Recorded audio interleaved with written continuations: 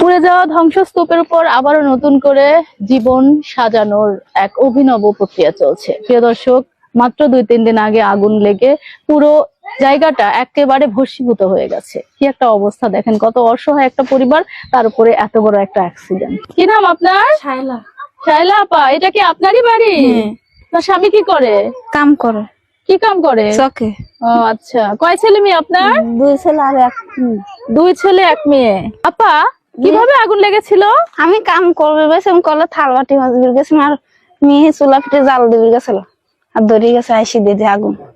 ও আচ্ছা, মানে আপনি কাজে ব্যস্ত ছিলেন আর মেয়ে চুলায় রান্না করতেছিল। দর্শক, ভাগ্য সত্যি কোথাও কোথাও অত্যন্ত নির্মম। যে পরিবারটার এক মুঠো খাবার জোটে না, সেই পরিবার যদি সবকিছু এভাবে চোখের সামনে পুড়তে দেখে, জ্বলতে দেখে, তাহলে বলেন তো কিভাবে সহ্য করবে।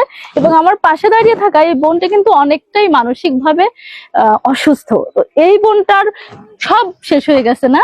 জি, কিচ্ছু নাই। কি কি পুড়ছে বলেন তো? ঘরে যা যা মাল সাবান সব ছিল। কি কি ছিল ঘরে? ল্যাব, তোষক, বালিশ, খেতা। এটা আপনার ঘর ছিল?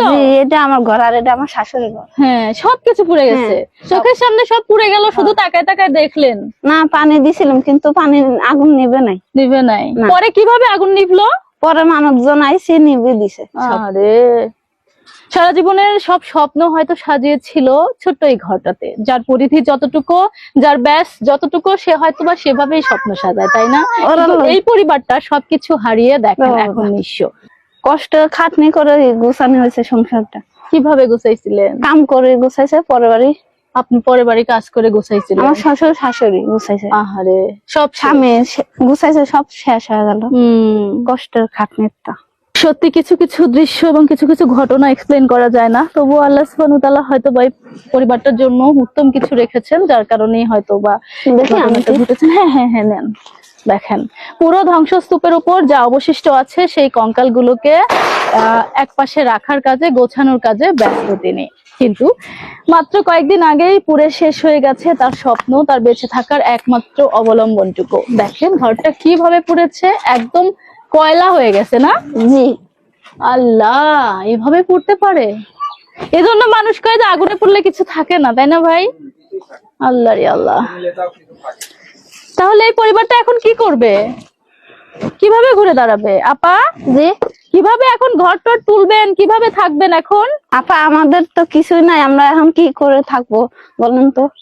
আহারে, কি বলবো, এর উত্তর কোথায়, কে দিতে পারে বলেন তো? একটা একটু সময়ের অসাবধানতা সারা জীবনের কান্না হয়ে দাঁড়ায় একটা পরিবারের। প্রিয় দর্শক, দেখেন এই বাড়িটিতে এই মুহূর্তে আমি যেখানে অবস্থান করছি শুধুমাত্র পোড়া গন্ধ। আহারে, কোথায় গেছিলেন উনি? ওগুলো ছায়া নিয়ে আসলেন? এদিকে আসেন, এদিকে আসেন। আহারে, যে পরিবারটা একদিন আগেও ভালো ছিল, এখন দেখেন সবকিছু ধ্বংস হয়ে গেছে, সবকিছু আগুনে পুড়ে গেছে। অন্যের বাড়ি থেকে কাপড় চোপড় কি কি চেয়ে নিয়ে আসলেন দেখি?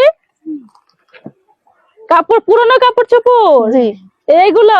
আহারে, 2টা প্লেটও নিয়ে আইছেন খাওয়ার জন্য না? ভাত নাদার কিচ্ছু নাই? এগুলো নিয়ে আসলেন? কোথা থেকে নিয়ে আসলেন? বড় বাড়ি থেকে। আহারে, জীবনে এরকমও হতে পারে। আসলে আমরা যে এত বড়াই করি জীবন নিয়ে, সম্পদ নিয়ে, অর্থ নিয়ে, এটা আসলে করার কোনো বিন্দু মাত্র অবকাশ নেই। প্রিয় দর্শক, মানুষের জীবন সত্যিই ভাগ্যের চাকা, কখন কার জীবনের অধপতন হয়ে যায় কেউ বলতে পারে না। যেমনই ছিল এই পরিবারটা কিন্তু আগুন লাগার আগে ভালো ছিল, অথচ দেখেন সময়ের ব্যবধানে একটা মাত্র দুর্ঘটনার কারণে আজকে অন্যের বাড়ির পরিহিত কাপড় চোপড় নিয়ে আসছে পরিধারণ করার জন্য। দেখছেন কতটা মানবিক, হৃদয় বিদারক হতে পারে ঘটনাটা। কোথায় ছিলেন আপনি তখন যখন আগুন লাগে? মানুষের কামে গেছিলাম আমি, মানুষের কাজে গেছিলাম। এসে দাদা আমার বাড়ি ছাপলাই, আমার কিচ্ছু নাই, শোনা কিচ্ছু নাই, কোনে পাবো? আমার এমনকি পয়লে খাওয়ার ক্ষমতাই নাই, পেটও চলতেছে না।